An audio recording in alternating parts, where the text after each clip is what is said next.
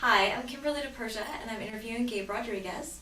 He's a writer-director of independent films based in New York City, and his latest film, Fighting Nirvana, is going to be released in May. So, you did the documentary on Return to Oz, and it seems like that there seems to be certain elements of Return to Oz that kind of keep up popping up in that. If you can, I don't know, what was the one thing about that movie that connected with you, and and how do you feel that influences some of your work?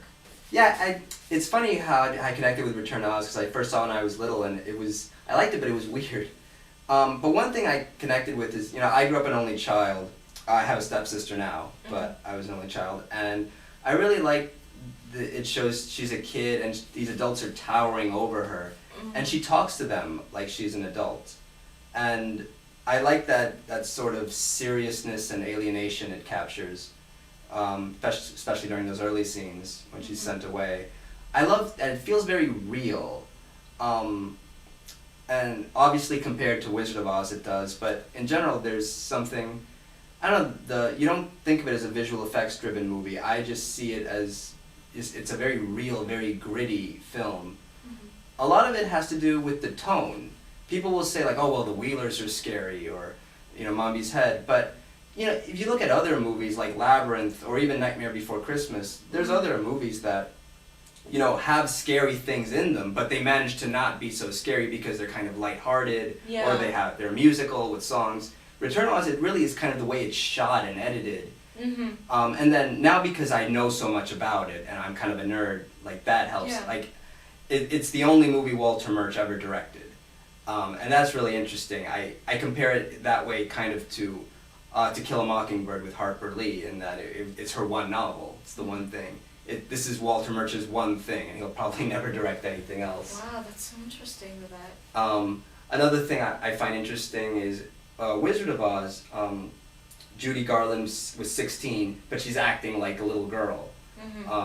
And then Fairuza Balk is a little girl, but she has to act very mature, very serious through much of the movie. Yeah, she reacts like terrified of everything. You feel kind of bad. Yeah. And that adds something. And then, I don't know, I've just reached the point where I've seen it so many times, and I love little moments. I love the little crack in her voice. I love when she winds TikTok up. Yeah. So, and he cries a little green tear, which is weird because a moment earlier he says something like, I'm not afraid, or I'm not alive, and then he's crying. So, but it's a tender little moment. Yeah, and I think one of the things about going back to why it's terrifying is that you have the Wizard of Oz where she goes in. I mean, it's glammed, it's very Hollywood, but it's like a discovery of this world. And yeah, there's bad elements, but there's cool things. But the thing about Return to Oz is she comes back and it's all bad.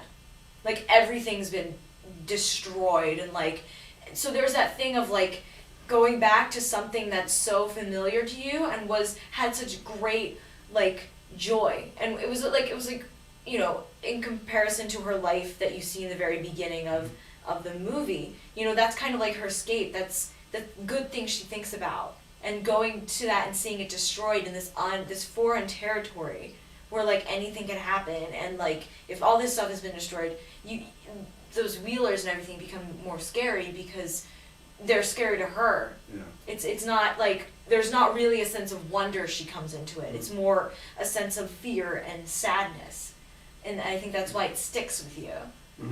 Well, anyway, just to kind of wrap up with the question, Yeah. I guess Return to Oz means a lot to me as a filmmaker, in that I really admire the style, and I guess it's a style of at least fantasy storytelling that I aspire to. Something that's, I feel, that emotionally raw and that you connect with that much, and also the musical score is one of the best ever in a film, I think, by David Shire. It's funny, when I was a kid, I feel like I connected with movies more. Now I'm a jaded adult, and I'm looking more at the editing and the story, and again, kind of, what's the literary merit of this? But recently, I watched the My Girl movies again, and those movies are complete soap opera, sitcom. Yeah. And I almost laughed at them watching them now, but I remember as a kid there was such a strong emotional connection I had with Veda. Yeah. And especially like I don't know, like that whole thing. Maybe because she was also a writer and she was a poet, and I Mhm. connected with that. But Yeah. it's hard to explain. But I remember seeing it as a kid and really connecting, really bonding with that character and caring about. You know, Mhm. she found out the thing with her mom, Yeah. and that's something that I felt was kind of missing now as an adult. And it's funny because you know My Girl 2 is definitely inferior. That's kind of the general Well, yeah, opinion. most sequels generally are. It's hard to find a sequel that Yeah. really it's better than the first film. But it was the one I remembered better, and I remembered at the end of the movie when she's getting on the plane and she kisses the boy. I remember seeing it as a kid and going, "Yay, she's cute." So I guess that's kind of what movies, the role they play in my life, Mhm. and it's a strong emotional connection as well, and I try to create that with the characters, and Mhm. it's tough because it's been almost a year since Fighting Nirvana was finished, but I'm still not at that point where I can truly detach myself from it. I don't know what people experience when they see it. I'm just looking at the editing. Mhm. I'm looking at the cuts, and I hope they don't notice that mistake there. Yeah. Yeah. Well, great. Thank you very much. It's been great chatting with you, and good luck with Fighting Nirvana. Once again, that's going to be released in May. All right, have a great night.